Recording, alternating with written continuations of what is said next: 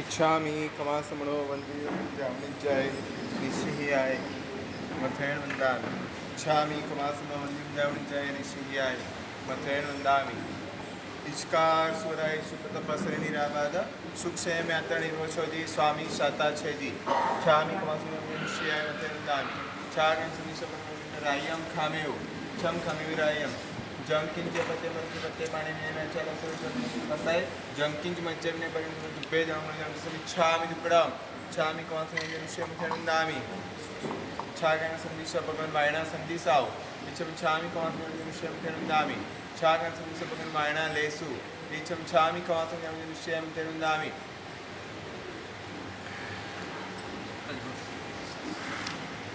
इच्छकारी भगवान बसाई करी वायना प्रसाद कराव सोची नमो हरिहन्ताणं नमो सिद्धाणं नमो आयर्याणं नमो उवच्छायाणं नमो लोये सव्वसाहुणम् एसो पंचणमुक्तारो सर्वपावपणासनो मङ्गलानं च सर्वेसिं परमं हवै मङ्गलम् कमठे धरणेन्द्रे च स्वोचितं कर्म कुर्वति प्रभुस्तुल्यमनोवृत्ति पार्श्वनाथ श्रियेस्तु कृतापराधेऽपि जने कृपामन्धरतारयो ईषद्बाष्पार्द्रयोर्भद्रं श्रीवीरजिननेत्रयो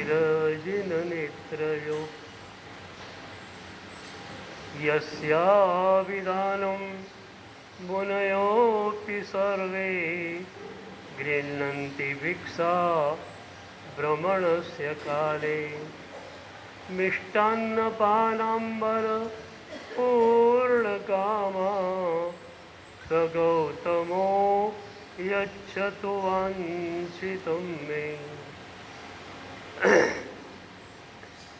ज्ञानध्यान क्रियादिकार्यकुशल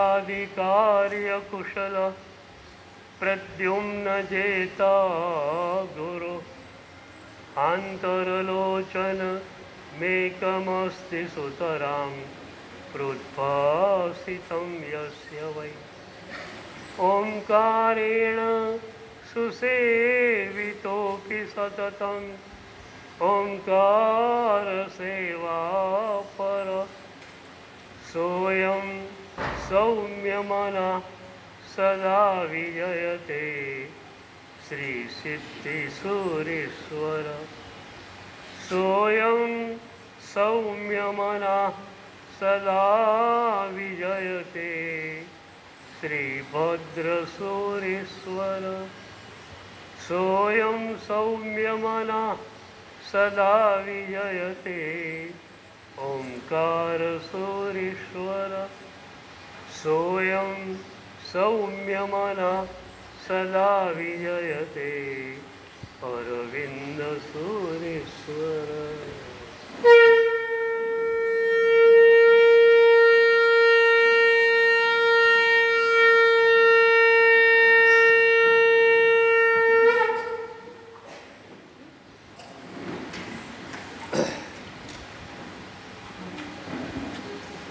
अध्यात्म योग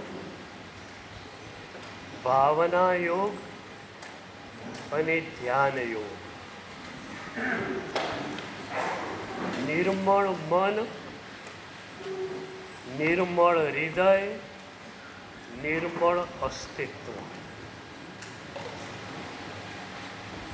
ધ્યાન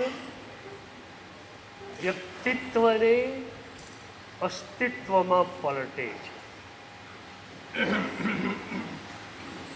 કર્મકૃત આપણું સ્વરૂપ એ આપણું વ્યક્તિત્વ છે અને આપણું શુદ્ધ સ્વરૂપ એ અસ્તિત્વ છે.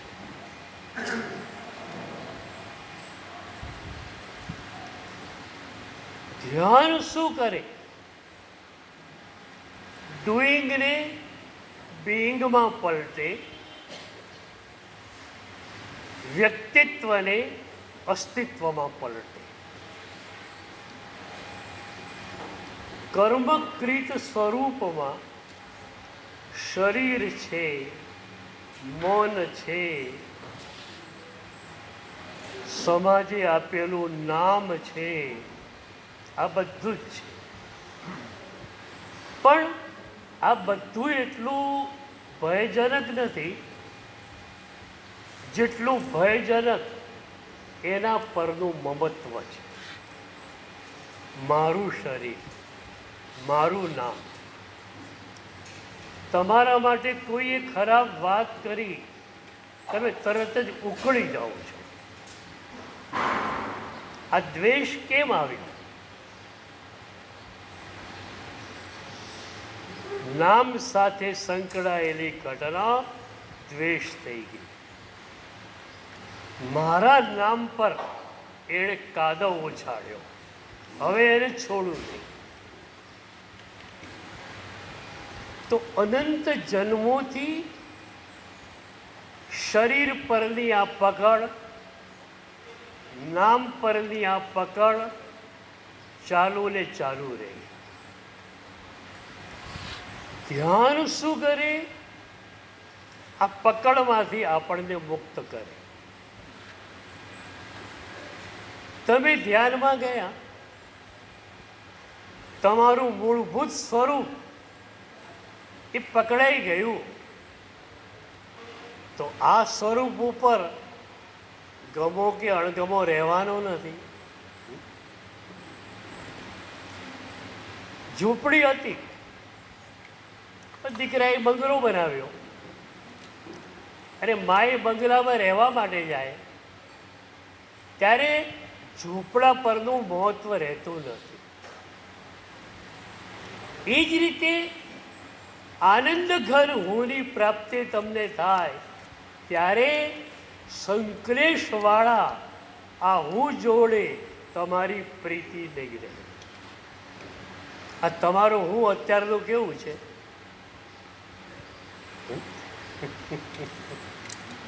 તમને આનંદ આપે એવું છે કે સંકલેશમાં લઈ જાય એવું છે?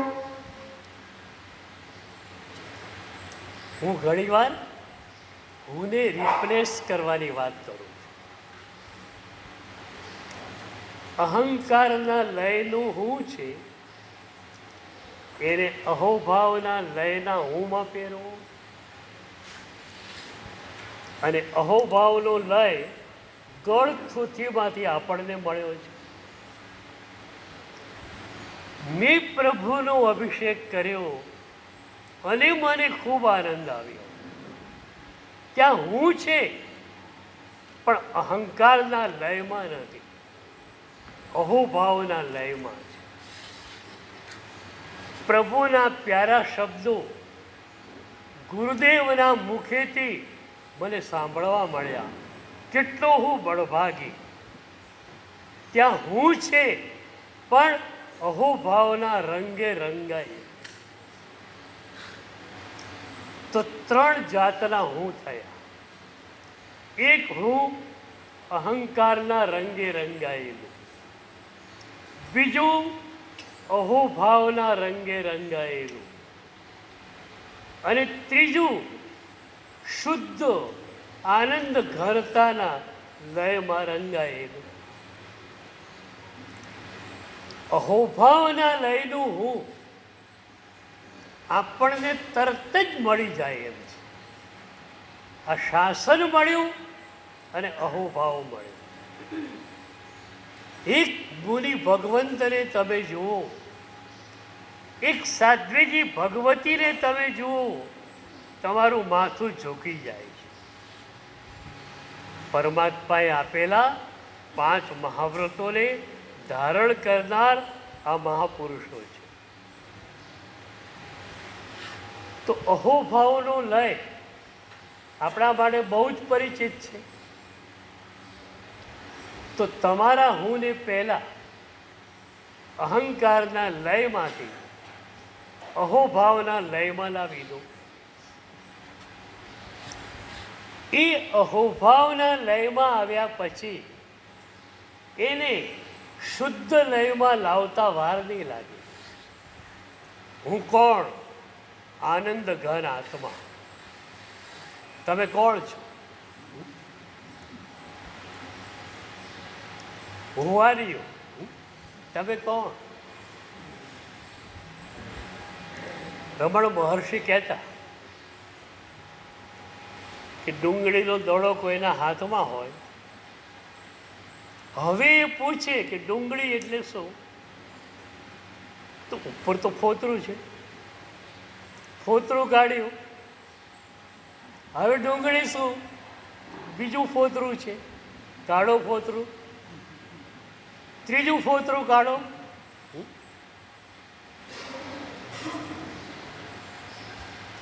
તમે પણ જુઓ હું કોણ. શરીર તે હું. સિદ્ધ શિરામાં શરીર આવવાનું જોડે નહીં. શરીર તે હું ના.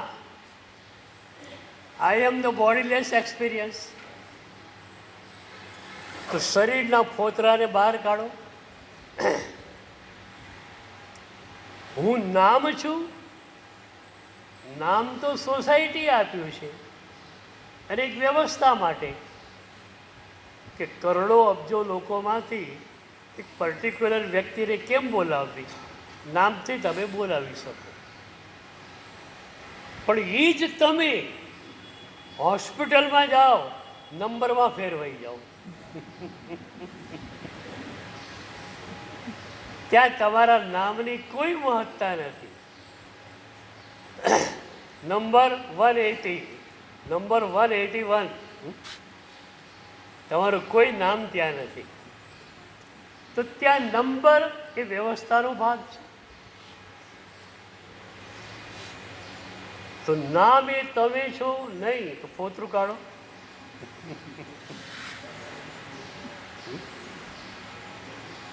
આખરે બાકી શું રહેશે? શુદ્ધ આત્મ સ્વરૂપ. તો ધ્યાન શું કરે?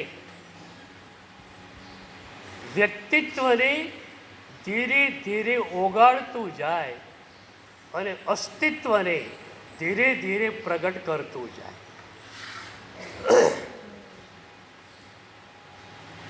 સમી સાંજનો સમય, મીરા ગુરુના આશ્રમે ગઈ છે. દરવાજા બંધ છે. મીરાએ દ્વાર પર ટકોરા લગાવ્યા. અંદરથી ગુરુનો અવાજ આવ્યો, કોણ છે? મીરાએ કહ્યું, હું મીરા, પ્રભુના ચરણોની દાસી. તમે આ રીતે ક્યારે તમારી જાતે ઇન્ટ્રોડ્યુસ કરી? હું ફલાણા ફલાણા ભાઈ, પ્રભુનો ભક્ત.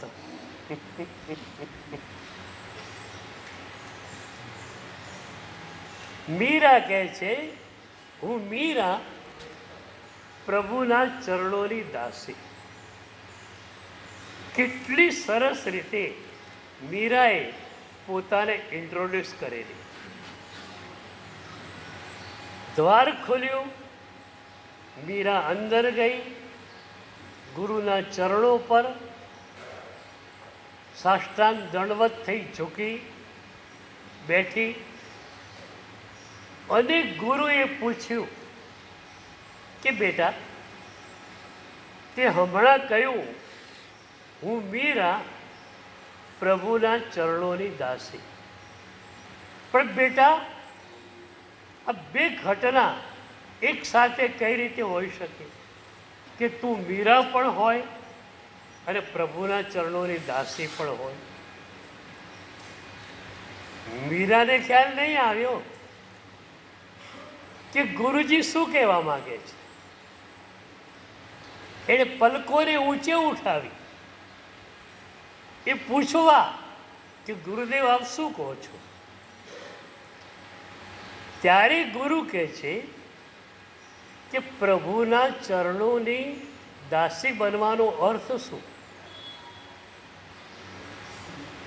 ગુરુ સમજાવે છે, વરસાદનું એક ફોરું ટીપું હવામાં તરતું દરિયામાં પડ્યું. દરિયામાં એ ટીપું પડ્યું. 2 મિનિટ પછી કોઈ કહેશે કે પેલું ટીપું હમણાં દરિયામાં ગયું ને એને બહાર લાવો તો બહાર લાવી શકાશે. એ ટીપું એની આઈડેન્ટિટી ખતમ કરીને અંદર પહોંચી ગયું છે. આઈડેન્ટિટી લેસ થઈ ગયું છે. પણ એ ટીપાઈ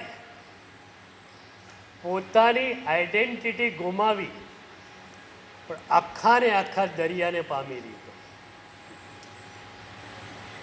એ નાનકડું ટીપું એમાં દરિયાના બધા ગુણધર્મો આવી ગયા. તો ગુરુ કહે છે કે પ્રભુના ચરણોની દાસી બનવાનો અર્થ શું. કે તું એક નાનકડું પાણીનું ટીપું બની અને પરમના સમુદ્રમાં આઈડેન્ટિટી લેસ થઈને ખતમ થઈ જાય.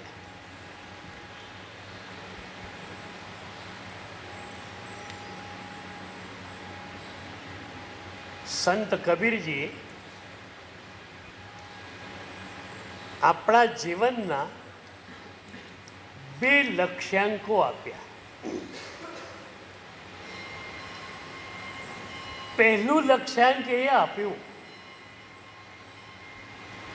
બુંદ સમાના સમુદ્ર મેં. જીવનના બુંદને પરમ ચેતનાના સમુદ્રની અંદર સમાવી દેવું, વિલીન કરી દેવું. અને બીજું લક્ષ્યાંક શું છે? સમુદ્ર સમાના બુંદ મેં. આખો દરિયો એ બુંદની અંદર આવી જાય. કલા પૂર્ણેશ્વરી દાદાને આપણે જોયેલા. એમણે પોતાનું જીવનનું બુંદ પરમ ચેતનાને સમર્પિત કરી દીધું. બુંદ સમાના સમુદ્ર મેં એ એમણે કરી લીધું. તો સામી બાજુથી શું થયું? સમુદ્ર સમાના બુંદ મેં. એમની નાનકડી કાયામાં પરમ ચેતનાનો સમુદ્ર લહેરાતો હતો. કોઈ પણ સદગુરુ હોય,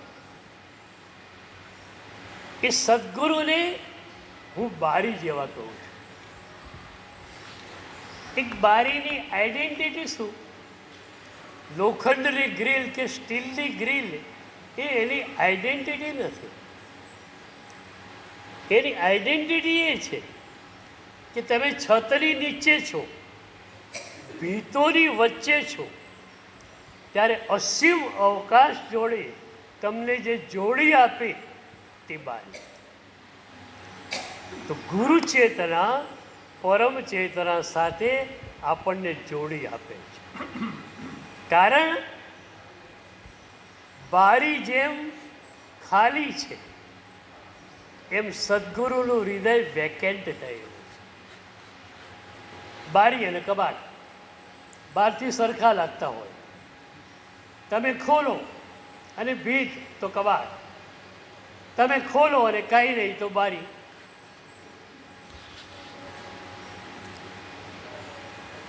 બારી એટલે પરમ રીતાપન, પરમ ખાલીપન, પરમ શૂન્યતા.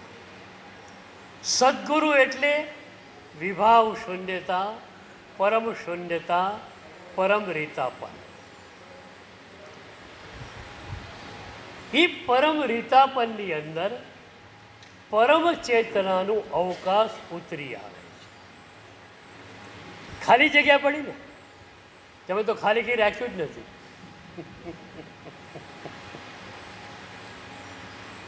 પરમાત્મા અવતરિત થવા ઈચ્છે તો પણ કઈ રીતે અવતરિત થાય? સદગુરુએ પોતાના હૃદયને ટોટલી વેકેન્ટ કરી નાખ્યું અને પરમ ચેતના આવી ગઈ. બાઇબલમાં કહ્યું, empty thy vessel and I'll fill it. Empty thy vessel and I'll fill it. તારા હૃદયના પાત્રને તું ખાલી કર, હું એને ભરી દઈશ. તો કલાપુરુષોરી દાદાએ પૂરેપૂરું સમર્પણ પ્રભુના ચરણોમાં કર્યું. બુંદ સમાના સંબંધમાં એમણે કર્યું તો એમની નાનકડી કાયામાં આખો જ પરમ ચેતનાનો સમુદ્ર લહેરાતો આપણને જોવા મળે. સદગુરુએ મીરાને સમજાવ્યું કે તું નાનકડું ટીપું છે, તું દરિયાની અંદર પડ્યું પરમ ચેતનાના સમુદ્રમાં. એનું નામ પરમાત્માના ચરણોની દાસી હોવું તે. હવે ટીપુ આઈડેન્ટિટી લેસ થઈ ગયું. તારું મીરા નામ ક્યાંથી આવ્યું?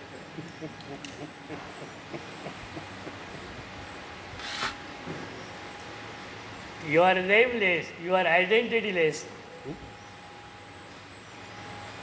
એ જ ક્ષણે મીરાએ નક્કી કર્યું કે મીરા કેન્દ્રમાંથી હટી રહી છે અને પરમાત્મા કેન્દ્રમાં આવી રહ્યા છે. તમે કેન્દ્રમાંથી હટો એટલી જ તો વાર છે.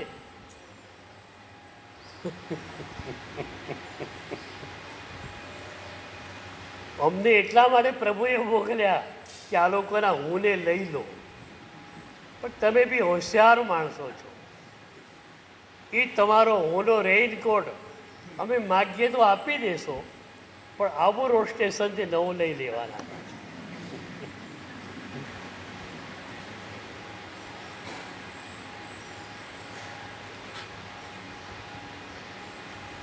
એ ઘટના ઘટી ત્યાં સુધી મીરા પોતાના પદોમાં અંતે લખતી, મીરા કે ગિરિધર ગોપાલ. પ્રભુ રહેતા પણ મીરા પણ રહેતી. આ ઘટના ઘટી પછી પદો રચાયા પણ એમાં મીરા નથી. મેં તો રાવરી દાસી. મીરા ગઈ, પ્રભુ પ્રગટ્યા. તો આ શું હતું? વ્યક્તિત્વનું અસ્તિત્વમાં વિલોપન. મીરા ગઈ, એનું વ્યક્તિત્વ ગયું તો અસ્તિત્વ મળી ગયું. કલાપુરુષોરી દાદાએ પોતાનું વ્યક્તિત્વ પ્રભુને સોંપી દીધું.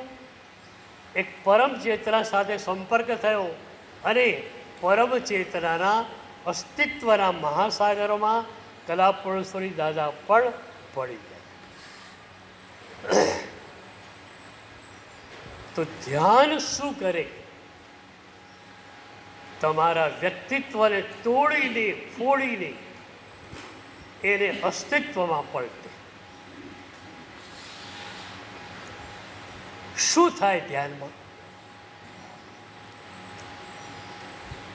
તમે તમારા સ્વરૂપ ઉપર કેન્દ્રિત થયા કે મારું સ્વરૂપ આવું છે, નિર્મળ છે. તમે એકદમ નિર્મળ છો.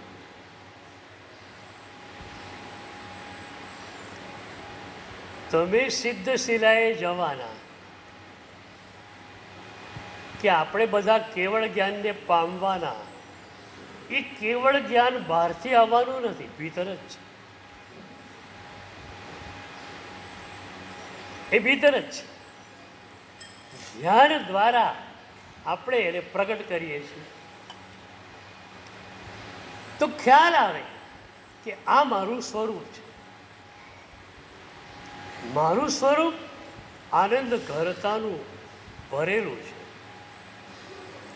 અને એ જ્યારે દ્રઢ થાય, એક અનુભવ મળે આનંદ ઘરતાનો, પછી તમે સંશ્લેષવાળા હોમાં જાઓ કેમ? વ્યક્તિત્વ ગયું.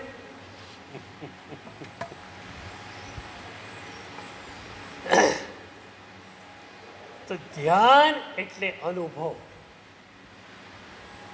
ધ્યાનનો નજીકમાં નજીકનો પર્યાય છે અનુભવ.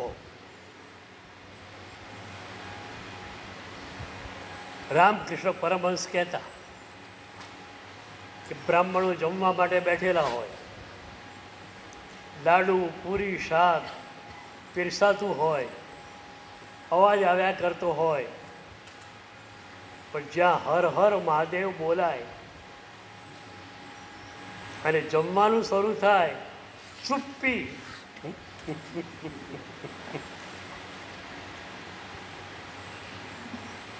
એમ શબ્દોનો ધમધમાટ કે વિચારોની આ તમારી ઉથલ પાથલ ક્યાં સુધી ચાલુ છે? અનુભવ નથી મળ્યો ત્યાં સુધી.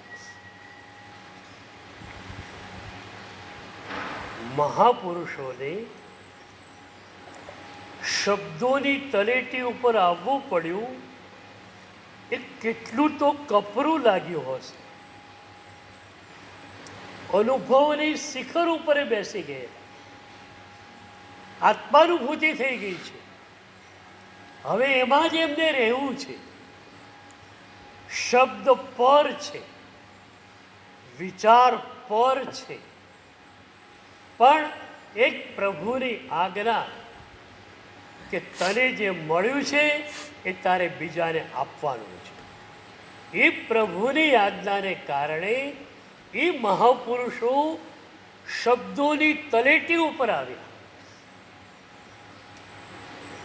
અને એમણે ગ્રંથો લખ્યા.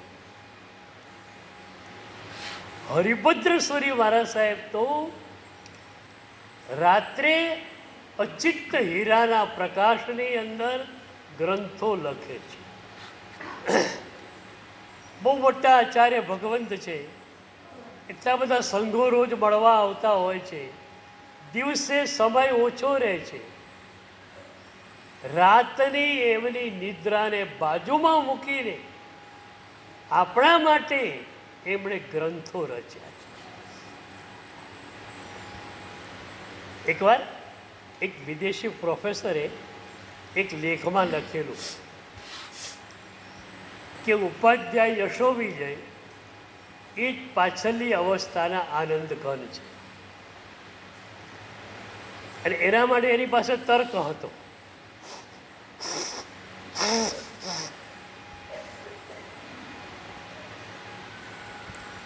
કે આનંદ ઘનજીની રચનાઓ બહુ ઓછી મળે છે. થોડાક સ્તવનો, થોડાક પદો.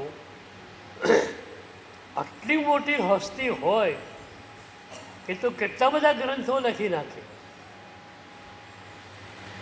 વિદેશી પ્રોફેસર એના હિસાબે વિચારે છે કે અમે લોકો બુદ્ધિશાળી હોઈએ તો પુસ્તકો પર પુસ્તકો લખી નાખીએ છીએ. તો આનંદ ઘનજી જેવા હોય એમના કેટલા પુસ્તકો હોય. અને પછી એણે અનુમાન કર્યું કે યશો વિજય એ જ આનંદ ઘન. ખૂબ ગ્રંથો લખ્યા, છેલ્લે પ્રભુ ભક્તિમાં આવ્યા, આનંદ ઘન નામ ધારણ કર્યું અને સ્તવનો લખ્યા. મેં એ વાંચ્યું ત્યારે મને હસવું આવ્યું. પણ મને થયું કે વિદેશની ધારામાં ઉછરેલો માણસ આવું વિચારે એમાં એનો કોઈ વાંક નથી. આપણને તો ખરેખર સવાલ થાય કે આ મહાપુરુષોએ આટલા બધા ગ્રંથો રચ્યા, સી રીતે રચ્યા પડે? અનુભૂતિની ટોચ પર ગયેલા અને એ શબ્દોની તલેટી ઉપર કેમ ઉતરી શકે? તો હરિભદ્રેશ્વરી ભગવાન અનુભૂતિની ટોચ પર ગયેલું વ્યક્તિત્વ છે, અને છતાં આપણા માટે એમણે ગ્રંથો લખ્યા. યોગના એમના 4 ગ્રંથો. દરેક ગ્રંથમાં યોગની વ્યાખ્યા અલગ અલગ. યોગ બિંદુ નામના ગ્રંથમાં આ અધ્યાત્મથી વૃત્તિ સંશય સુધીના 5 ચરણોમાં એમણે આધ્યાત્મિક વિકાસ ક્રમ આપ્યો છે કે એક સાધક ચિંતનથી લઈને ભાવનમાં જાય, ભાવનથી ધ્યાનમાં જાય, ધ્યાન મળે એટલે સમભાવ મળે, અને સમભાવ મળે એટલે વૃત્તિ સંશય મળે. આમ ઘણા બધા શબ્દો છે, કાલે વાત કરીશ. વૃત્તિઓનું દમન, વૃત્તિઓનું શમન, વૃત્તિઓનું ઉર્ધ્વીકરણ, વૃત્તિઓનો ક્ષય અને વૃત્તિઓનો સંક્ષય. એટલે વિચારોના સંદર્ભમાં વૃત્તિ એટલે વિચાર, વિચારના સંદર્ભમાં 5 ચરણો છે. એ આપણે આવતીકાલે જોઈશું.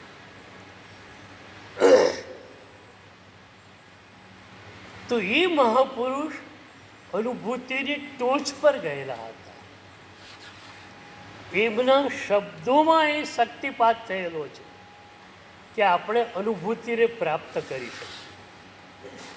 આપણી પરંપરામાં 2 ગુરુઓની વાત આવે છે, જીવંત સદગુરુ અને ગ્રંથ સદગુરુ.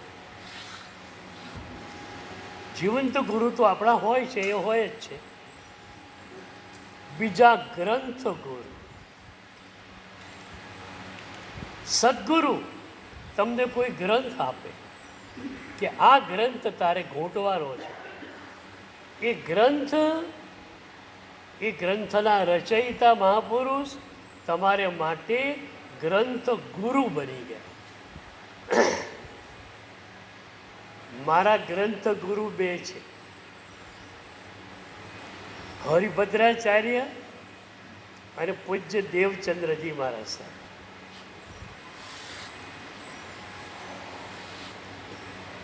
પહેલા ગ્રંથ ગુરુ મારા ગુરુદેવે મને આપ્યા. લગભગ 25-27નું મારું વય. અંગ્રેજીમાં જેને બુક વર્મ કહે એવો ગ્રંથોનો કીડો હું. ટેબલ પર પુસ્તકોનો ઢગલો પડેલો હોય, પૂર્વનું પશ્ચિમનું સાહિત્ય વાંચ્યા કરતો હોઉં. ક્યારેક આલ્બેર કામુને વાંચું, ક્યારેક નિત્સેને વાંચું. પણ એ વાંચન દ્વારા મારો અહંકાર પુષ્ટ થતો હતો. નાની વયમાં આટલું બધું મેં વાંચી લીધું. સદગુરુ શું કામ કરે ખબર? તાકણીઓનો જથ્થો રાખે. મારી પાસે બીજી હું ફુગ્ગો ફૂલાવી ના આવો ને એક ટાંકણી વાંચી દે.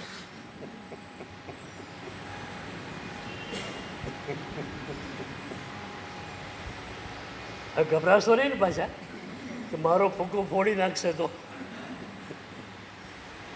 મારો ફુગ્ગો બસ તકલીફ આ છે. કોઈનો પણ અહંકાર તમને ખટકે છે, ચાલો એ તો અહંકારી છે, શું જાય એની જોડે? તો તમારો અહંકાર ખટકે છે.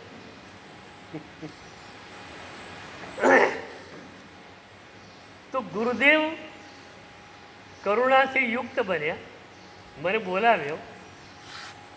હું ગુરુદેવના ચરણોમાં ગયો, વંદન કર્યું. ગુરુદેવે મને કહ્યું, તું આટલું બધું વાંચે છે તો હરિભદ્રેશ્વરી મહારાજને ત્યાં વાંચ્યા? મેં કહ્યું સાહેબ વાંચ્યા નથી, પણ હવે મારી ગણતરી એ જ છે. તો મને કે એમને વાંચ. મેં પૂછ્યું કે એમના ગ્રંથો તો ઘણા બધા છે, કયા ગ્રંથની શરૂઆત કરું? તો એમણે યોગ બિંદુ ગ્રંથ મને આપ્યો. આ જ પરંપરા એવી છે, પહેલાં યોગ શતક, પછી યોગ દૃષ્ટિ સમુચ્ચય, પછી યોગ વિંશિકા, અને છેલ્લે યોગનો ગ્રંથ યોગ બિંદુ આવે. પણ છેલ્લે આવે છે મને પહેલો આપ્યો. હું વાંચવા માંડ્યો અને એમાં છેલ્લે હરિભદ્રાચાર્ય લાકડી લઈને ઊભા થઈ ગયા મારી સામે.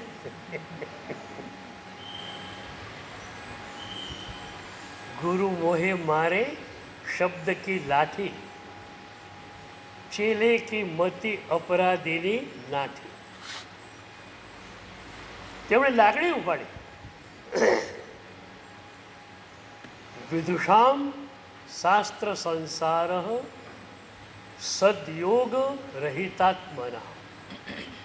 જો યોગનું ચક્ષુ ખુલ્યું નથી તો વિદ્વાનો માટે શાસ્ત્રોનો પણ એક સંસાર,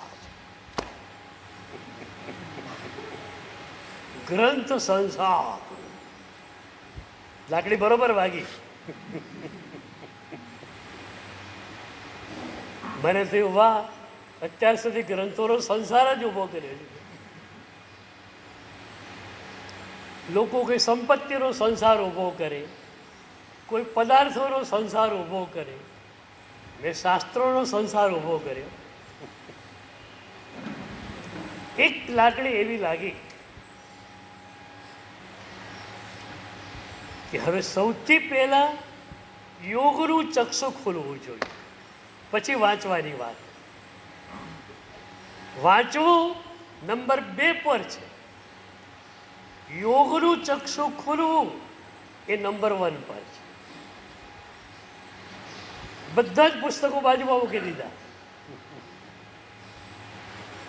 પ્રભુને પ્રાર્થના કરી, બસ યોગનું ચક્ષુ ખુલ્યું,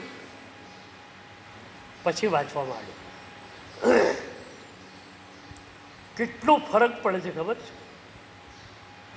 એ ચક્ષુ ન હોય અને ચક્ષુ હોય, કેટલો ફરક પડે છે. મેં ભગવતી સૂત્ર પહેલાં વાંચ્યું જ્યારે હું રેશનાલિસ્ટ હતો, પ્રખર બુદ્ધિવાદી, શ્રદ્ધાવાદી નહીં.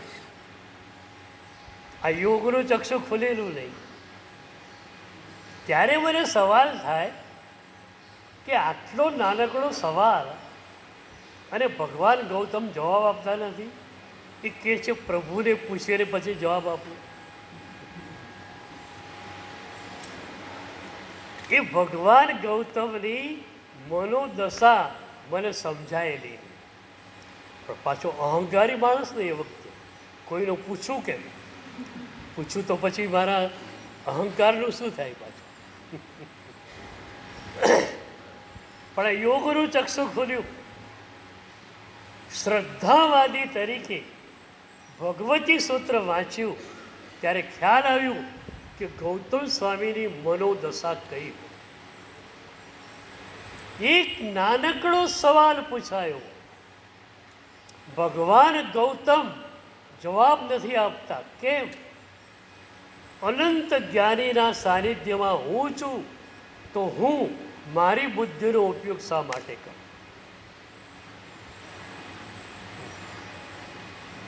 હું કોના સાનિધ્યમાં છું? અનંત જ્ઞાનીના સાનિધ્યમાં.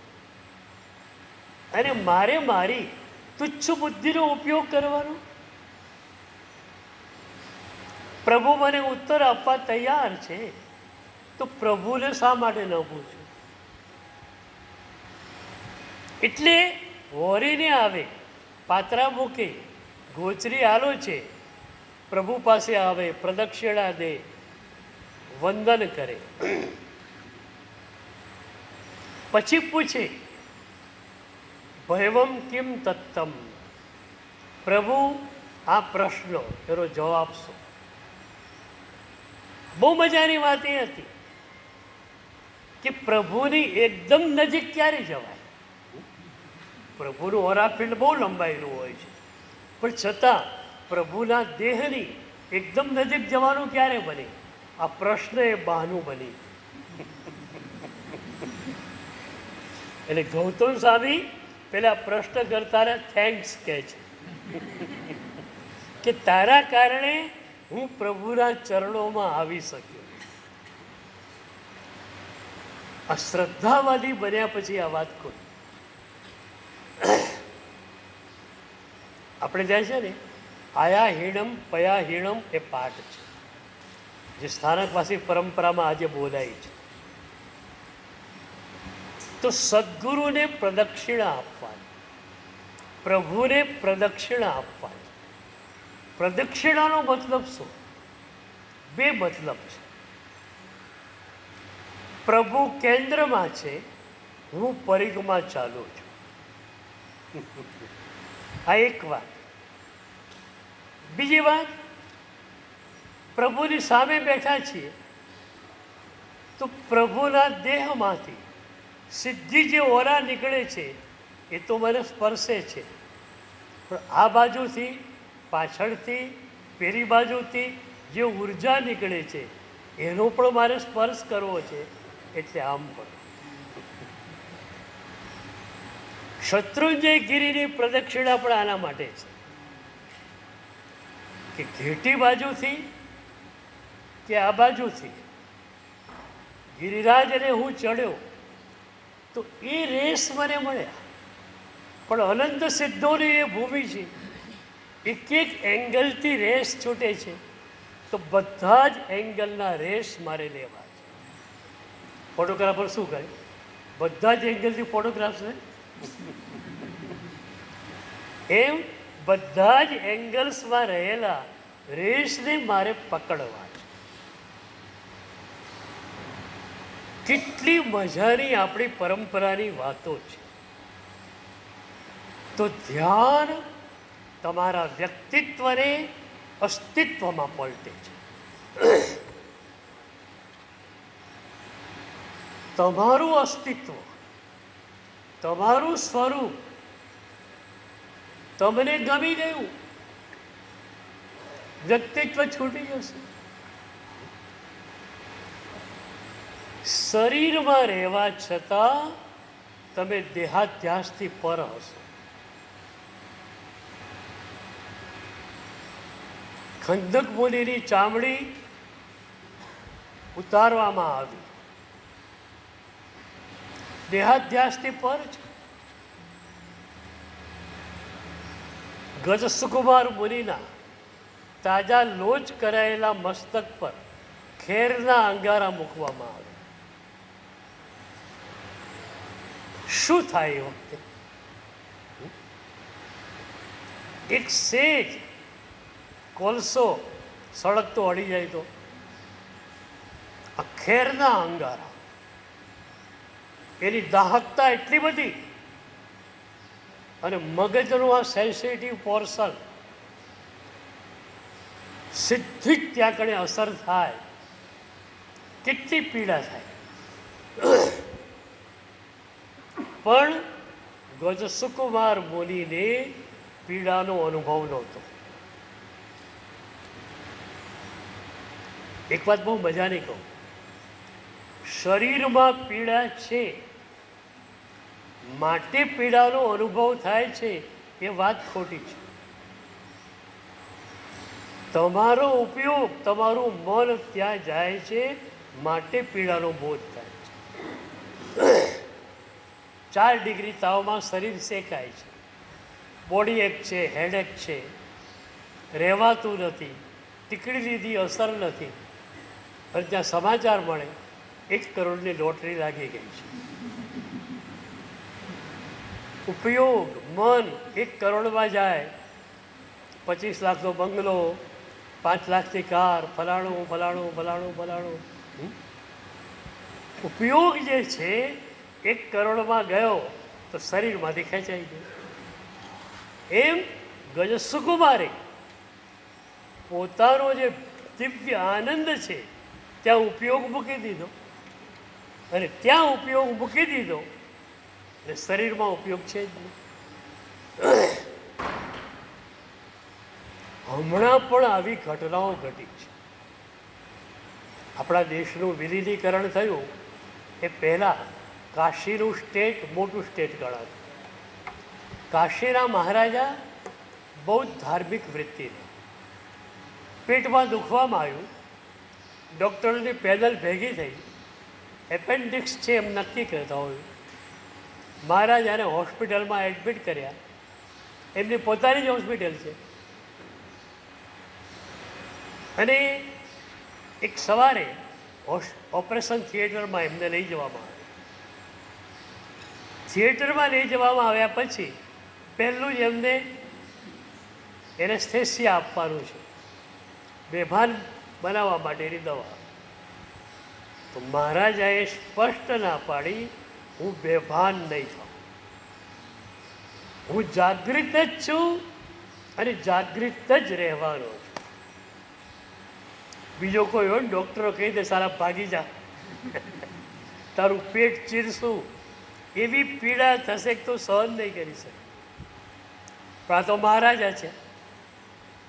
ડૉક્ટરે કે સાહેબ અમને અમારી રીતે કરવા દો, આ તમારો વિષય નથી. ડૉક્ટરોને સ્પષ્ટ કહ્યું, ઓપરેશન તમારે જે રીતે કરવાનું હોય એ રીતે કરો, એમાં મને વાંધો નહીં, પણ બેભાન તો હું નહીં જ થઉં. હવે ભગવદ્ ગીતાનું પુસ્તક મંગાવ્યું મહારાજાએ, સ્થિત પ્રજ્ઞ ચેપ્ટરનો અભ્યાસ કરવા માંડ્યા. થોડી વારમાં આંખો મીચાઈ, પુસ્તક નીચે પડ્યું, ઓપરેશન ચાલુ થયું. ઓપરેશન પૂરું થયું, ટાંકા લેવાઈ ગયા કે સાહેબ ઓપરેશન પૂરું થયું, એમ તો ચાલો રૂમમાં. ઉપયોગને પોતાની સ્થિત પ્રજ્ઞ દશામાં એમણે મોકલી દીધું.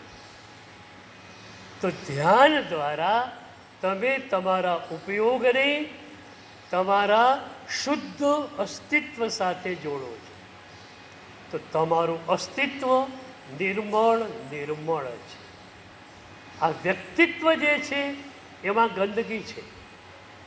ભલે મન શુદ્ધ બન્યું, હૃદય શુદ્ધ બન્યું, તો પણ અમુક ગંદકી તો રહેવાની જ છે. રાગ દ્વેષ મારામાં પણ છે, રહેવાનો છે. હું વિતરાગ ન બનું, 13મા ગુંઠાણે ન જાઉં ત્યાં સુધી સૂક્ષ્મ કક્ષાનો રાગ મારી પાસે રહેવાનો જ છે. પણ આંશિક રૂપે મને મારા સ્વરૂપનો બોધ જેમ જેમ થતો જાય તેમ તેમ હું એમાં ઢળતો જાઉં અને નક્કી કરું કે મારું સ્વરૂપ આ છે. આનંદ ઘનતા એ મારું સ્વરૂપ, નિર્મળ અસ્તિત્વ એ મારું સ્વરૂપ. અત્યારે પણ તમારું અસ્તિત્વ નિર્મળ છે. તમારા શુદ્ધ સ્વરૂપ ઉપર રાગ દ્વેષ કોઈ અસર કરી શકતા નથી. કર્મનો ઉદય ખરો, પણ ક્યાં સુધી? મન સુધી, ચિત્ત સુધી, લેશ્યા સુધી. તમારા શુદ્ધ સ્વરૂપમાં રાગનો કે દ્વેષનો ઉદય નથી. બસ તમારી ભૂલ એટલી જ છે કે મનમાં રાગ અને દ્વેષ છે. તમે મન જોડે દોસ્તી એવી કરી નાખી છે કે મનને તમે હું માની બેઠા છો. તમે મનને પેલે પારની ઘટના છો, પણ અત્યારે મન સાથે તમારા અસ્તિત્વની, અશુદ્ધ અસ્તિત્વની સાંઠગાંઠ થાય છે. તો જેમ જેમ ધ્યાન થશે તેમ આ સાંઠગાંઠ અટકશે. તમારું નિર્મળ અસ્તિત્વ જે છે એનો તમને ખ્યાલ આવશે અને તમને થશે કે ધ્યાનમાં ગયો અને એકદમ સમભાવની ધારા ચાલતી હતી, કેટલો બધો આનંદ હતો. તમે ઘણીવાર શું કરો ખબર છે? ગુનો બીજાનો હોય, સજા તમે ભોગવો કરો. આવું કરો આવું તમે? બીજામાં દોષ છે, એ અહંકારી છે, રાગી છે. તમે બળો છો, એ અહંકારી છે, એ આવો છે, એ આવો છે. અને આ ગુનો એ કરે, સજા તમારે ભોગવવાની. પણ આ ક્યારે ખ્યાલ આવશે? સમભાવનો આનંદ આવશે, અને એ આનંદની અનુભૂતિ એવી ગાઢ બનશે કે તમે પછી રાગમાં દ્વેષમાં જઈ શકશો નહીં. એટલે અધ્યાત્મ યોગ દ્વારા નિર્મળ મન આપણને મળ્યું, કારણ કે શુભ ચિંતન થયેલું. એ પછી ભાવના યોગમાં આપણે આવ્યા, ત્યારે મનને આપણે ભાવિત કર્યું, અને એના દ્વારા નિર્મળ હૃદય આપણને પ્રાપ્ત કર્યું. ધ્યાન દ્વારા આપણે આપણા અસ્તિત્વને, મૂળ સ્વરૂપને સ્પર્શ્યા, અને એને કારણે શું થયું? આપણું અસ્તિત્વ નિર્મળ બન્યું. તો નિર્મળ મન, નિર્મળ હૃદય, નિર્મળ અસ્તિત્વ, આ 3 ચરણો થયા. બાકીના 2 ચરણો આવતીકાલ.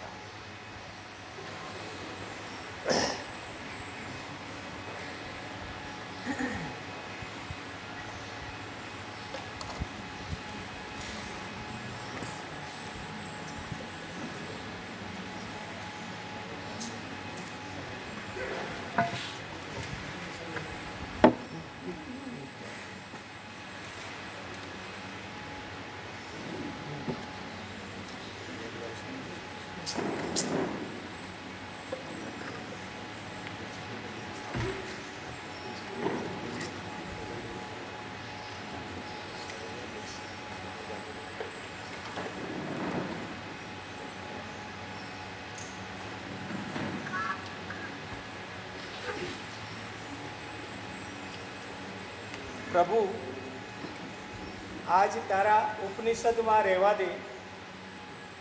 પ્રભુ, આજ તારા ઉપનિષદમાં રહેવા દે. માખણ બનીને તારી હૂંફમાં પીગળવા દે.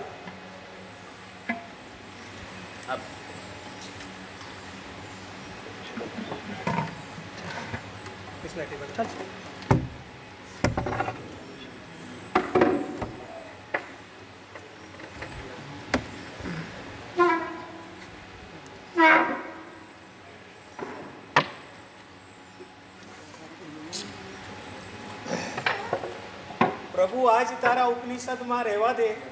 માખણ બનીને તારી હૂંફમાં પીગળવા દે. ના કોઈ શબ્દો, ના કોઈ વિચાર, ના બાવરી આશા, ના ઠગારી આકાંક્ષા. મૌનને ભીતર અહેસાસ બનીને પ્રસરવા દે. આજ તારા ઉપનિષદમાં ગુંજવા દે. ના કોઈ પડદો, ના કોઈ થડકો, ના કોઈ તડપણ, ના સુખના આભાસી સ્પંદન. અજવાસને આજ ભીતર ઉગવા દે. અજવાસને આજ ભીતર ઉગવા દે. આજ તારા ઉપનિષદમાં મહેકવા દે. ના હું, ના કોઈ, ના સંસાર, ના બીજું કોઈ.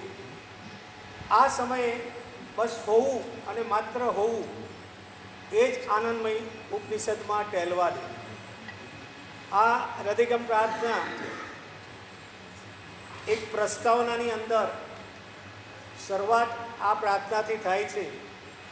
અને આ પ્રસ્તાવનાને ક્યારે પણ હેડિંગ આપવામાં નથી આવતું હોતું, પણ આ પ્રસ્તાવનાને હેડિંગ આપવામાં આવ્યું છે આત્માની અમરતાની પહેચાન કરાવતું અમૃત બિંદુ. આત્માની અમરતાની પહેચાન કરાવતું અમૃત બિંદુ, આ પ્રસ્તાવનાની હેડિંગ આપવામાં આવ્યું છે. અને આ પ્રસ્તાવનાના રચયિતા છે, લખનાર છે પૂજ્યપાદ આચાર્ય ભગવાન ભક્તિયોગાચાર્ય યશોવિજયસુરીશ્વરજી મહારાજા. જો પ્રસ્તાવના આટલી પ્રબળ હોય તે ગ્રંથ કેવો હશે, અને ગ્રંથના રચયિતા કોણ હશે, અને ગ્રંથના અનુવાદ કરતા કોણ હશે, અને આ વિવેચન કરતા કોણ હશે. સાહેબે આ પ્રસ્તાવનામાં લખ્યું છે કે શ્વેતાંબરો માટેનો સમયસાર ગ્રંથ જો કોઈ હોય તો એ આ ગ્રંથ છે. કોરોના કાળની અંદર જે રીતે વાતાવરણ હતું એ વાતાવરણની અંદર સવાસો સાધુ સાધ્વીજીની સાથે પૂજ્યપાદ આચાર્ય ભગવાન ભાગ્યશ્રીજી સુરેશ્વરજી મહારાજા એક સ્વાધ્યાય લઈ રહ્યા હતા અને સ્વાધ્યાય જે ગ્રંથ ઉપર લેવાઈ રહ્યો હતો એ પૂજ્યપાદ ઉપાધ્યાય શ્રી હર્ષવર્ધનજી મહારાજ સાહેબ કૃત આધ્યાત્મ બિંદુ ગ્રંથ. આ આધ્યાત્મ બિંદુ ગ્રંથની અંદર 4 બત્રીસી છે, જેમાંની પ્રથમ બત્રીસી ઉપરનું વિવેચન કોરોના કાળથી લઈને અત્યાર સુધી ખૂબ જહેમત સાથે પૂજ્યપાદ આચાર્ય ભગવાન ભાગ્યશ્રીજી સુરેશ્વરજી મહારાજ સાહેબે કર્યું.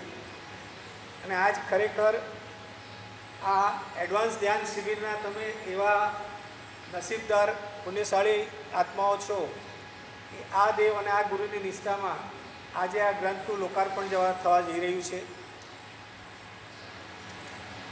બીજો એક અનોખો અભિગમ આની અંદર જે લેવામાં આવ્યો છે કે અભિગમ એ રીતનો છે કે અનુવાદ જ્યારે કરવામાં આવે છે ત્યારે અનુવાદને કોઈ ટાઇટલ આપવામાં નથી આવતું, પણ ત્યાં આગળ પણ અનુવાદને પણ એક ટાઇટલ આપવામાં આવ્યું છે અને એ અનુવાદ જ્યાં જ્યાં થયો છે ત્યાં એ ટાઇટલ મૂકવામાં આવ્યું છે. એ અનુવાદનું નામ છે ઓમકાર ચંદ્ર રમ્યાનુવાદ, જેમાં પૂજ્ય ઓમકાર શ્રી મહારાજ સાહેબથી લઈ અને પોતાના સંસારી માતા પિતાને પણ આ નામ સાથે જોડી અને પોતાની કૃતજ્ઞતા સાહેબે વ્યક્ત કરી છે. આ બંને દીક્ષિત થયેલા મુનિરાજ ચંદ્રયશ વિજયજી મહારાજ સાહેબ અને સાધ્વી જોગવન રમ્ય ગુણાશ્રીજી મહારાજ સાહેબ. ટૂંકામાં કહીએ તો આ ગ્રંથનું નામ ભલે આધ્યાત્મ બિંદુ છે, પણ આધ્યાત્મનો આત્મસાધનાનો આખો સમંદર તેમાં ભરાઈ રહેલ છે.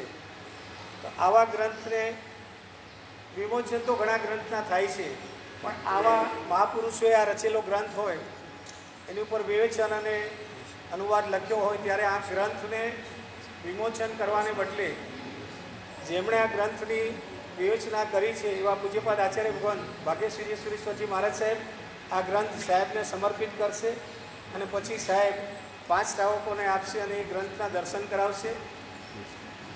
આપણે ત્યાં આગળ સાહેબની શિબિરોની અંદર ઘણા સાધકો આવે છે અને એમાં બુદ્ધિજીવી એટલે બુદ્ધિથી જીવતા ઘણા શ્રાવકો પણ આવતા હોય છે. પણ આજે એવા બુદ્ધિજીવી શ્રાવકોને અહીંયા આગળ આપણે બોલાવી રહ્યા છીએ કે જે બુદ્ધિજીવી તો કહેવાય છે પોતપોતાના ક્ષેત્રમાં, પણ ખરેખર સાહેબની વાણીથી જેઓ પ્રભાવિત થયેલા છે. અને સાહેબની વાણીથી પ્રભાવિત શા માટે ન થાય? કારણ કે અત્યાર સુધી ઘણે ઠેકાણે આપણે શાસન પ્રભાવક વિશેષણ તો સાંભળ્યું છે અને વાંચ્યું છે. આ શાસનના પહેલાં એવા આચાર્ય ભગવાન છે ભક્તિયોગ આચાર્ય યશોજી સુરેશ્વરજી મહારાજ સાહેબ કે જે લખાવે છે કે શાસન પ્રભાવિત, કે શાસનથી હું પ્રભાવિત થયેલો છું. એવા માર્ગમાંથી પ્રભાવિત થયેલા આવા 5 શ્રાવકોને ઘણા બધા આમાં તો અત્યારે એવા છે કે જેને આપણે હાથમાં ગ્રંથ આપી અને ગ્રંથ દર્શન કરાવવાનું કહીએ, પણ એમાંના 5 જણને હું બોલાવવા ઈચ્છું છું. શ્રી દેવાંગભાઈ ઝવેરી, બધા આવીને અહીંયા ઉભા રહેજો. સાહેબ અહીંયા સાહેબને અર્પણ કરે ત્યાર પછી આપણે ગ્રંથ દર્શન કરાવવાનું છે. ખૂબ આ સાધના શિબિરો સ્ટાર્ટ થઈ ત્યારથી અમારી સાથે જોડાયેલા અને સાહેબને સમર્પિત એવા શ્રી દેવાંગભાઈ ઝવેરી. આઈએએસ આઈપીએસ ઓફિસર માટે આપણા મગજમાં એક જુદી જ છાપ હોય છે કે કડક અમલદાર સાહેબની જે છાપ હોય છે. આજે બંને શ્રાવક અને શ્રાવિકા એવા કસ્ટમના ઓફિસર એવા આઈપીએસ ઓફિસર શ્રી સુશીલજી સોલંકી અત્યારે આપણી વચ્ચે છે. સુશીલજી સોલંકીને વિનંતી કરીશ કે અત્યારે વધારે. અને આપણે એમ સમજીએ છીએ કે આજના ડૉક્ટર વિશેની માન્યતા બદલાઈ ગઈ છે, પણ આજના કાળમાં પણ આવા રુજુ હૃદય અને આવા મહાત્માને સમર્પિત એવા 3 ડૉક્ટરો અત્યારે પોતપોતાના ક્ષેત્રમાં માહિર એવા 3 ડૉક્ટરો છે. તે 3 ડૉક્ટરોને વિનંતી કરીશ. ડૉક્ટર સુજલભાઈ શાહ, કોઈ પણ સમુદાયના કોઈ પણ મહાત્મા નામથી પરિચિત નહીં હોય એવું ભાગ્યે જ બને છે. ડૉક્ટર સુજલભાઈ શાહ. પુનાથી પધારેલા ડૉક્ટર અભય પ્રકાશજી જૈન. અજયજી જૈન. અજયજી જૈન ક્યાં છે અજયભાઈ?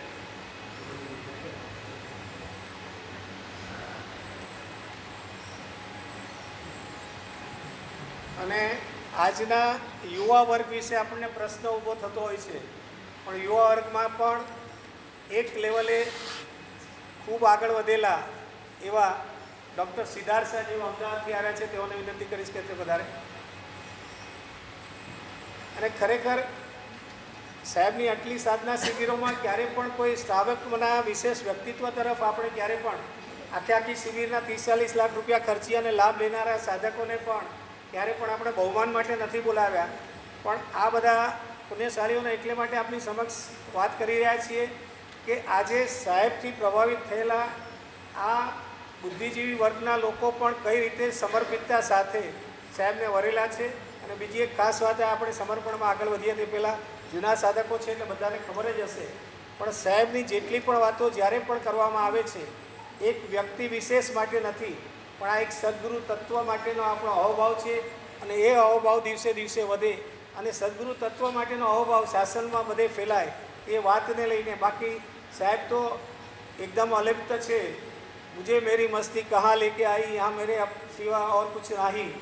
આ ફકીરીમાં જે છે એમને આપણી કોઈ પણ જાતની વસ્તુથી કાંઈ પણ ફરક પડવાનો નથી, પણ આવા આજના કાળમાં આવા મહાત્મા છે એ આપણે માટે સૌભાગ્યની વાત છે. અને આ કાળમાં આપણે જીવીએ છીએ આપણું મોટું સૌભાગ્ય છે. તો ચાલો આપણે આ ગ્રંથની સમર્પણ વિધિ તરફ આગળ વધીએ. પૂજ્યપાદ ભાગ્યશ્રીજી સુરેશ્વરજી મહારાજ સાહેબને વિનંતી કરીશ કે તેઓ સાહેબને આ અર્પણ કરે.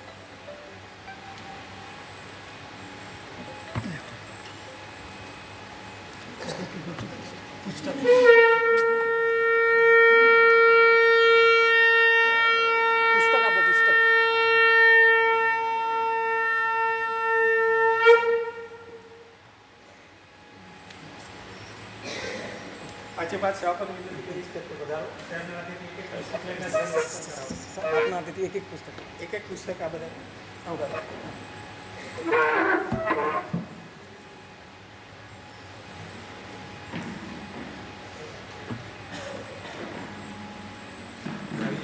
દર્શન કરો. તમે એક લેતા જાઓ, સામે દર્શન કરાવો. એક સાથે જ કરાવો, બધા એક સાથે.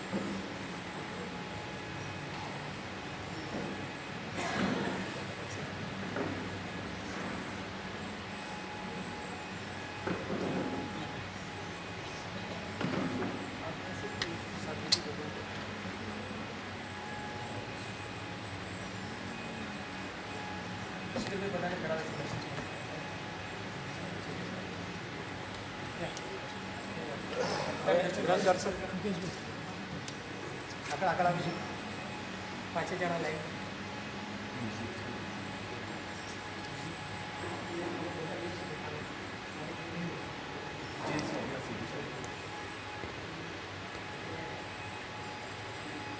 આજે આ ગ્રંથની 5 કોપીઓ આવી છે જે વિમોચન માટે આ ગ્રંથ લોકાર્પણ માટે હતી. આવતીકાલે આ વેચાણમાં મૂકવામાં આવશે ત્યારે આવતીકાલે એની જાહેરાત લેવામાં આવશે.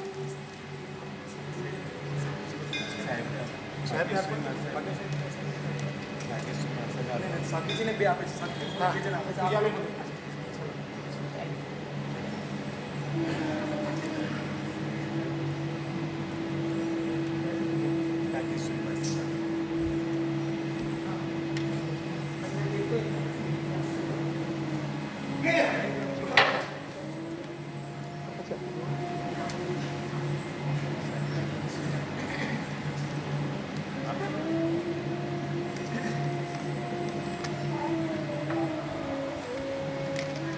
હવે ધ્યાનના સેશનમાં આગળ વધતા પહેલાં છેલ્લા 24 કલાક આપણી પાસે બચ્યા છે.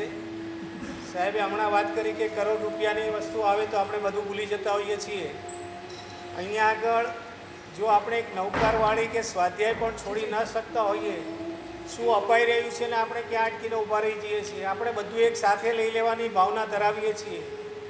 વ્યાખ્યાનમાં પણ જઈએ ત્યારે સંઘના વ્યાખ્યાનમાં બેસવું છે, સામાયિક કરવી છે, નૌકરવાળી ગણવી છે, સ્વાધ્યાય કરવો છે, બધું જ લૂંટી લેવું છે. એમાં આપણે કંઈ જ મેળવી શકતા નથી. અને અત્યારે જે મળી રહ્યું છે એ અમૂલ્ય છે. જિંદગીમાં આવું રૂબરૂ મળવું એ બહુ મુશ્કેલ છે. બહેનોને ફરીને વિનંતી છે ખાસ કે ફક્ત સાહેબે કીધું એ વાગોળવામાં પણ જો આજની મિનિટો કામ લાગશે ને તો લેખે લાગશે આપણું આવવું માટે. નહીં તો હંમેશા સાહેબના પુસ્તકોનો સ્ટોલ અહીંયા પહેલા દિવસથી મૂકવામાં આવે કે જેથી કરીને નિજમાં નિવાસનો જે આપની પાસે સમય હોય ત્યારે આપ સાહેબને વાંચી શકો. પણ આજે સાહેબને વાંચવા નથી, નવકારવાળી ગણવી નથી. સાહેબને જે પીધા છે ને એ પીધાવાનું અંદર મમડાવાનું છે, વાગોળવાનું છે. અને આ વાતાવરણમાં જે વાગોળી શકશો, ખબર નથી મુંબઈ પહોંચીને કે પોતાના સ્થાને પહોંચીને આપણે કેટલું કરી શકશું. આ છેલ્લા 24 કલાકમાં દાદાને વિનંતી કરો કેવી શક્તિ મળે કે આપણે જેમ ભાગ્યશ્રી વિજયસુરી મહારાજ સાહેબે કીધું કે હંમેશા એ ભાવમાં રહી શકીએ. ગમે તેવી જે પણ પ્રવૃત્તિ બાહ્ય કરતા હોઈએ, અંદરનો આપણો ભાવ ટકી શકે એ માટે આ એકડાને આજે વધુમાં વધુ ઘૂંટવા માટે વિનંતી. કોઈ પણ સ્વાધ્યાય, કોઈ પણ માળા, બીજી કોઈ પણ પ્રવૃત્તિમાં રહેશો નહીં. આવતીકાલની ફિકર નહીં કરતા. આવતીકાલે આપણે અહીંયાથી આબુ રોડ જવાના જ છીએ. ગઈકાલે તમે નામ લખાવી જ દીધા છે બધાએ. અચ્છા, આવતીકાલે સવારે સાહેબ જ્યારે મૌનનું પચકાણ આપે ત્યારે જેનામાં સત્વ હોય, હું આ શબ્દ કહું છું કે અહીંયા 5 દિવસ પછી સત્વ ન હોય, એમનું પણ સત્વ જો ફોરેલું હોય તો એ ફોરવેલા સત્વ સાથે નક્કી કરજો કે અહીંયાથી જઈ અને હું ઘરમાં પહોંચું ત્યાં સુધી મારે મૌન રહેવું છે. જો આ કરી શકશો નહીં તો અહીંયા હજી પત્યું નહીં હોય ત્યાં આગળ જ તમે ઘટકપરનો હું માટુંગાનો એ બધું શરૂ થઈ જશે. માટે આ જે મળ્યું છે એને માટે અવકાશ રાખજો કે ટ્રેનની અંદર પણ બેઠા હો તો ત્યાં આગળ પણ તમે ટ્રેનમાં પણ આ જ વસ્તુમાં રહી શકો. કાલે આપણે મોબાઈલ વગેરે લેવું છે, જે લેવું છે ચૂપચાપ લઈને, મન ન થવું જોઈએ કે મારે મોબાઈલ ચાલુ કરવો છે.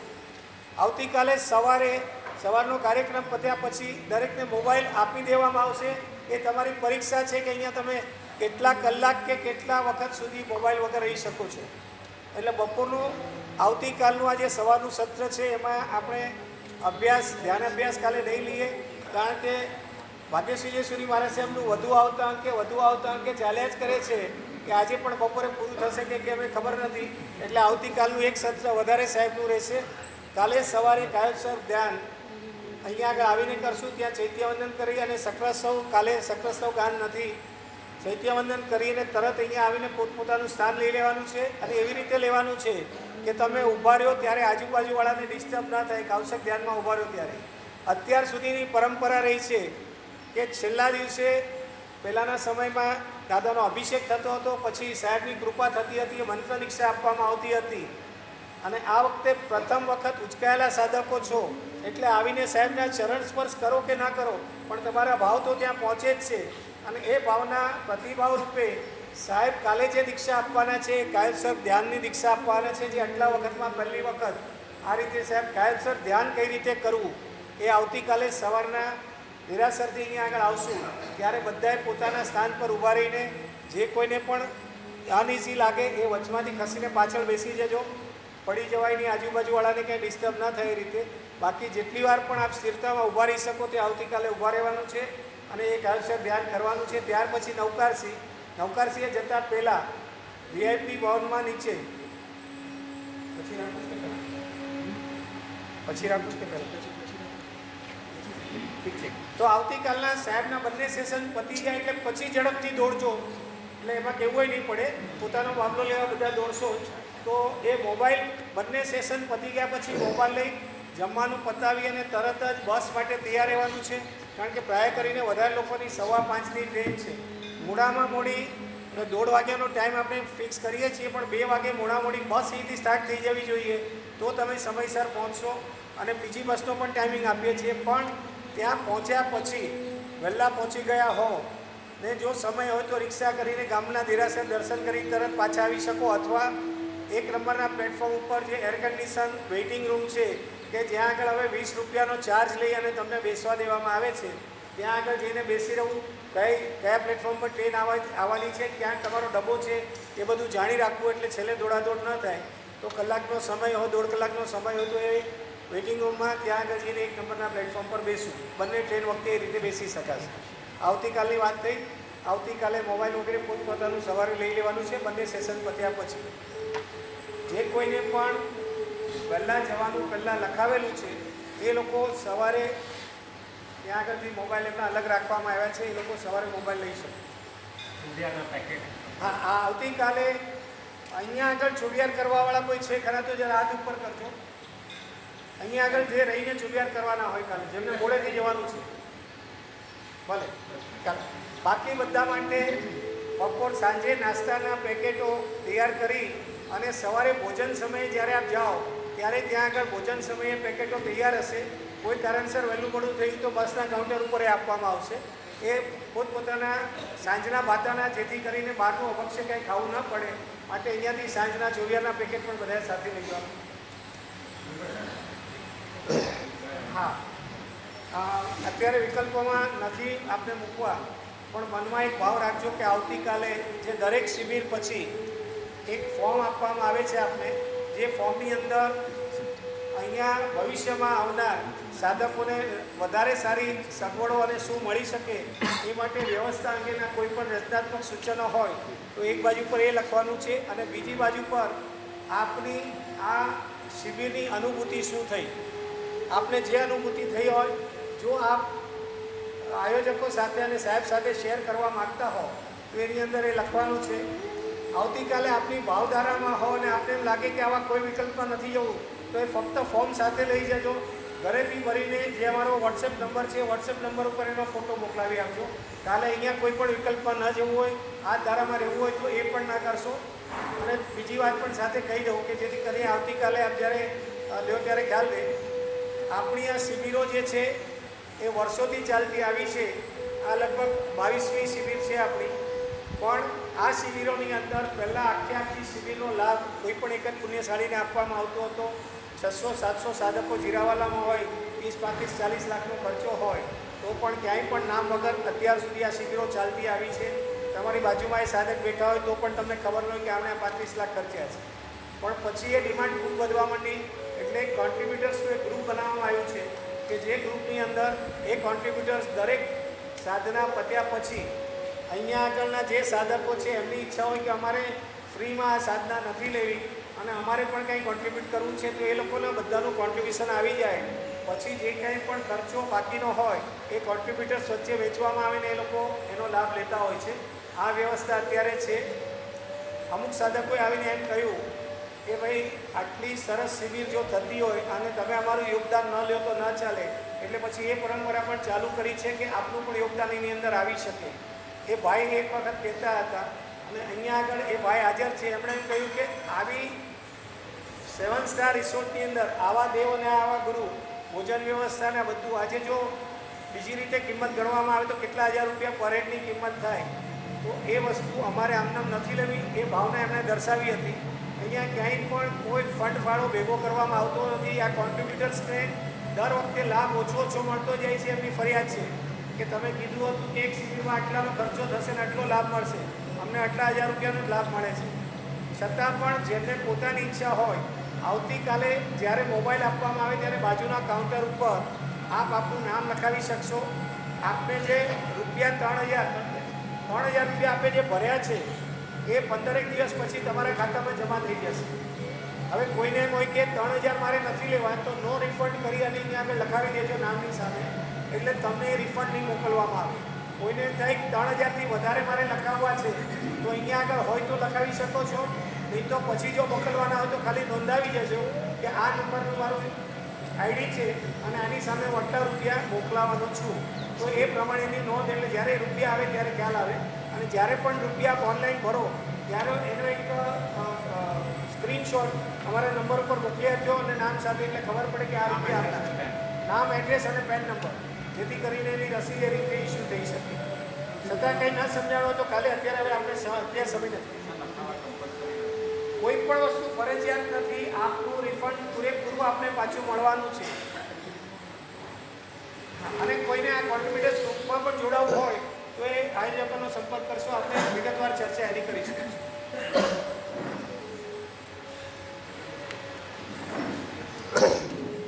હજી સાહેબજી પાસે હજી તો સાંભળવાનું બાકી છે આધ્યાત્મ મિત્ર. હમણાં જેનું સંઘાર પણ થયું એ અધ્યાત્મ બિંદુ ગ્રંથ માટે પૂજ્યપાદ જય ઘોષસુરી દાદા કહેતા કે આ શ્વેતાંબરોનો સમયસાર છે. સમયસાર ગ્રંથ બહુ જ ઉચ્ચ કક્ષાનો છે.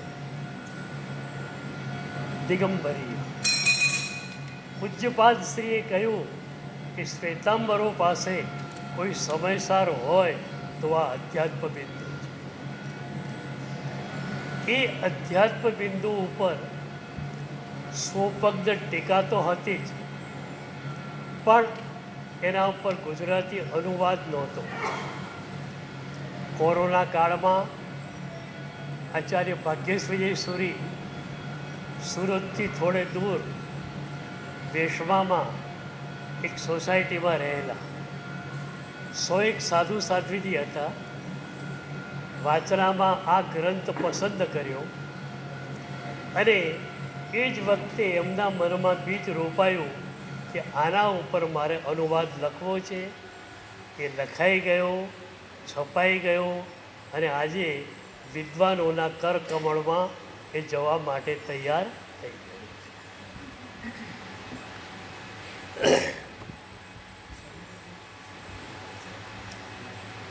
પ્રેક્ટિકલ સાધના.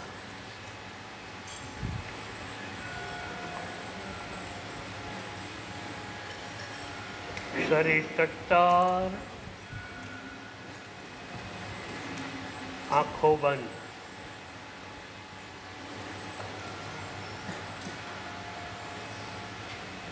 સીધી જ ડૂબકી ભીતર.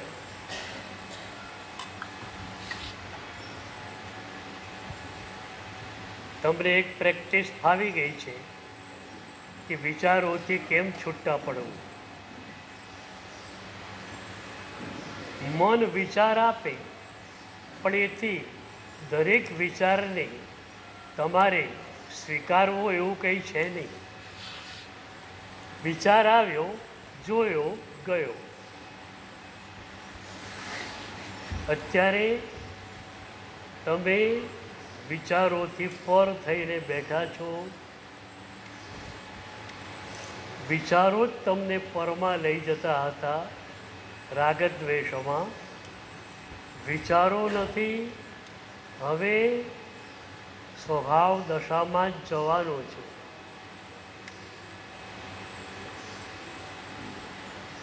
ભીતર શરીર ટટ્ટાર, આંખો બંધ, વિચાર એક પણ નહીં. વિચાર બહુ આવે તો 2-3 શ્વાસ ઊંડા લઈ જોરથી છોડો, એટલે વિચારોની શૃંખલા તૂટી જશે.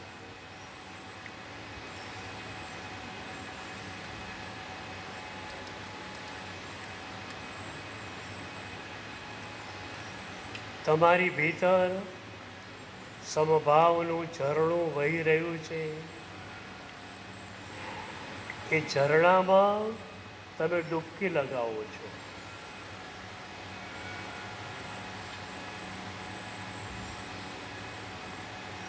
એ ઝરણું ઠંડુ ઠંડુ છે. તમારું મન, તમારું હૃદય, તમારું અસ્તિત્વ એકદમ શાંત પ્રશાંત બની જાય છે. અને એ શાંતિની સાથે જ ભીતરનો આનંદ તમે અનુભવો છો. અત્યારે તમે શાંત છો, પ્રશાંત છો, આનંદ ઘન છો. એકદમ જાગૃતિ. એક પણ વિચાર ન જોઈએ. વિચાર આવે તો પણ એમાં ભળવાનું નથી. વિચારને જોયો, ગયો.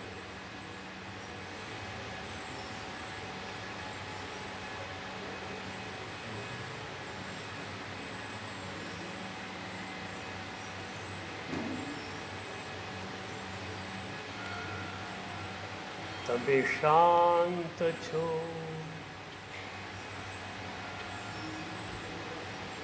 પ્રશાંત છો,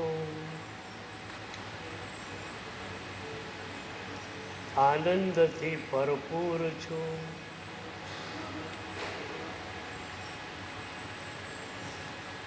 આ અવસ્થા તમને એવી ગમી જાય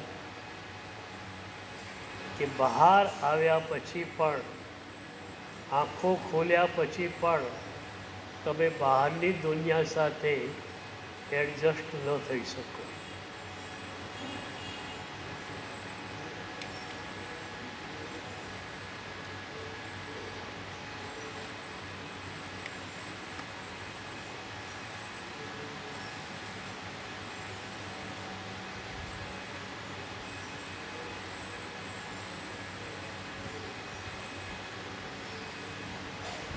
ઉપયોગ માત્ર અંદર,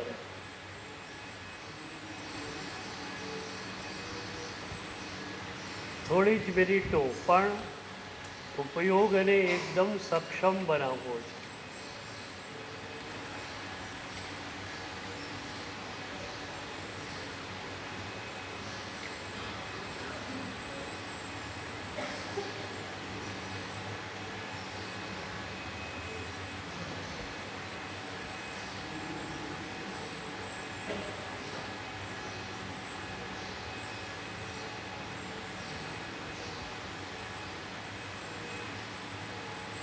કાલે સવારે પ્રભુની ભક્તિ કર્યા પછી અહીંયા આવશું.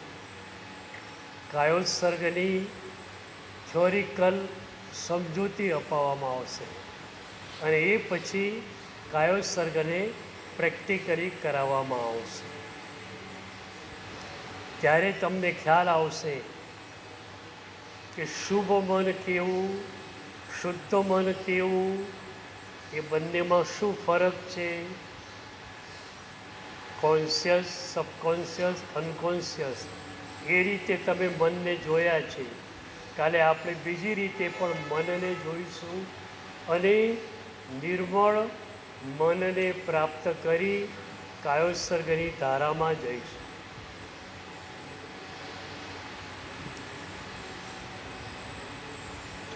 માત્ર 2 મિનિટ સઘન ઉપયોગ.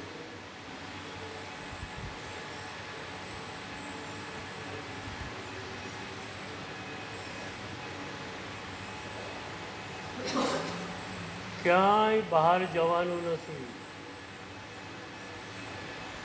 મન ક્યાંય પણ બહાર જાય, અંદર લાવી દો.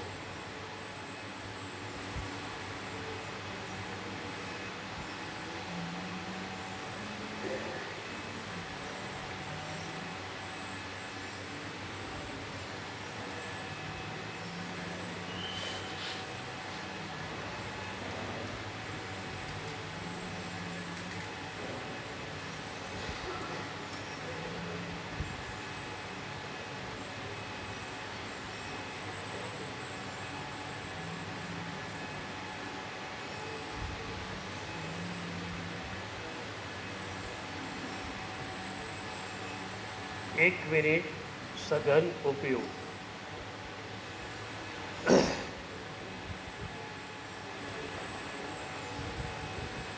અંદર અંદર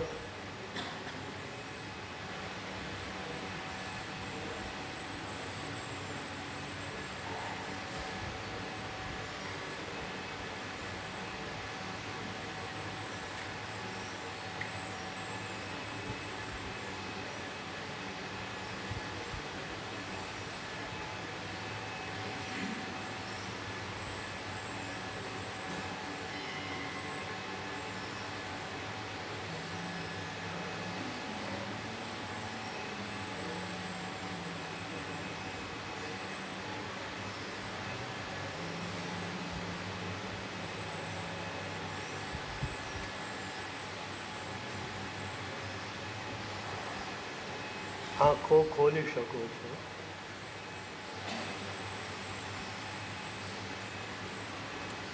इच्छामि कमासमनो वन्देयं जामनिजाय निशियाय मत्रेण उदान नमस्कार शिवराज सुखद स्वामी सदाशिव स्वामी सब गायन कामे जंकियन अपने जंकियन स्वामी સર્વમંગલ માંગલ્યં સર્વ કલ્યાણ કારણમ પ્રધાનમ સર્વધર્માણામ નૈનમ પુણ્યશાળીઓ, લોકોને ધ્યાન કરતી વખતે સંગીત જોતું હોય છે, ઘણાને શાંતિ જોતી હોય છે, પણ અહીંયા આગળથી આજે આ 3 વાક્ય લઈને જવાના છો કે જે કાયમ ગુંજ્યા કરશે. તમે શાંત છો, તમે પ્રશાંત છો, તમે આનંદ ઘન છો. આ જરૂર નહીં પડે, સહજ રીતે તમારી પાછળ આ ગુંજારો ચાલુ રહેશે અને આપની સાધના આગળ વધ્યા કરશે.